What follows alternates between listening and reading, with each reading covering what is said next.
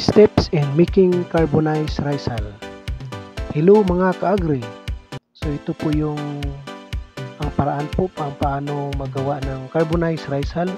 So nang una, kumuha muna tayo ng mga panggatong at sa mga rice hull at carbonizer, especially itong carbonizer talaga ang para makagawa tayo ng carbonized rice hull. So nang una po talaga dyan, magbuhos po kayo ng rice hull at doon ibuhos nyo doon sa gilid ng carbonizer para po sa ganun ay unti-unti itong masusunog at magiging carbon. So alam nyo ba yung ang benefits po ng ating CR8, tawagin nating carbonized rice hull? Ito po ay isang paraan po na para makagawa tayo ng 777 alternative fertilizer. So ito po ay organic na fertilizer para po sa ganun hindi na tayo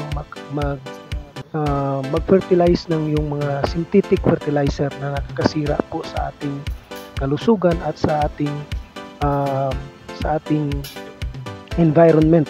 So ito po yung paraan para po organic po ang ating fertilizer. So ang benefit po ng carbonized rice hull, ito ay maganda ito na maka-fertilize po sa ating mga lupa at makondisyon ang ating mga lupa. So sagana ito sa phosphorus, potassium, calcium, magnesium at saka mga micronutrients na vital growing sa ating mga crops.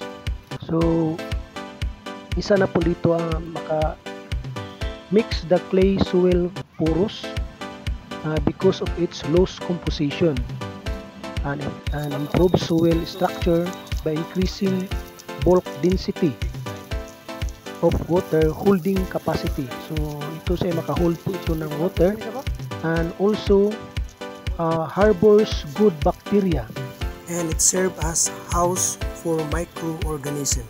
So ito po ay makaserve po sa kanilang paninirahan po sa mga microorganism. Doon sila mag-stay yung mga microorganism.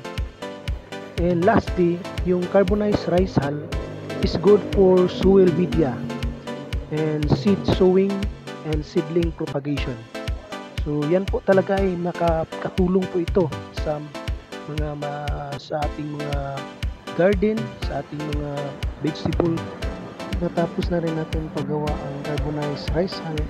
Talagang step by step po talaga ito dahil ito ay sunog na po ito, binuhusan po natin ng tubig para po sa ganun hindi po yun maabo. A few moments later. So ito po yun, granules na po ito. So after mga several days, dyan po kami kinuha na po natin, nag-harvest na po tayo. Sinasilip po natin ito ng sako para sa ganun ay ready na po itong magamit as organic fertilizer. So sana guys makatulong po ito sa ating mga ka-agri, mga farmers na kung gusto niyo po itong subukan ang carbonized rice hull ay yun lang po ang mga step by step sa paggawa po ng carbonized rice hull. So ito po ay ginagawa po namin ito kay Sir Juni Silyon sa kanyang bagong teknolohiya na 77 alternative fertilizer. Step 1 pa lang po ito para makagawa po tayo ng organic fertilizer. So mayroon pa itong step 3, step 4 para po makumplito po yung 77 alternative fertilizer.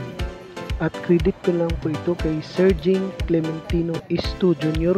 Siya po ang introduce po nito ng 777 alternative fertilizer through kay Sir Juni Silyon na siya din ang nag-introduce dito sa aming municipality para po maturuan po yung mga farmers natin dito sa aming lugar. Safety po yung atong mga pagkain gamit ng mga organic fertilizer. So ito po yung mabisa pong paraan para may organic fertilizer po tayong makukuha sa ating mga tanim.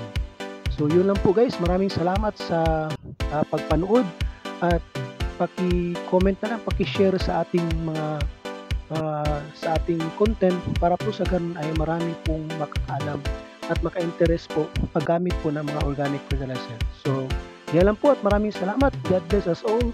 Bye-bye. Thank you so much.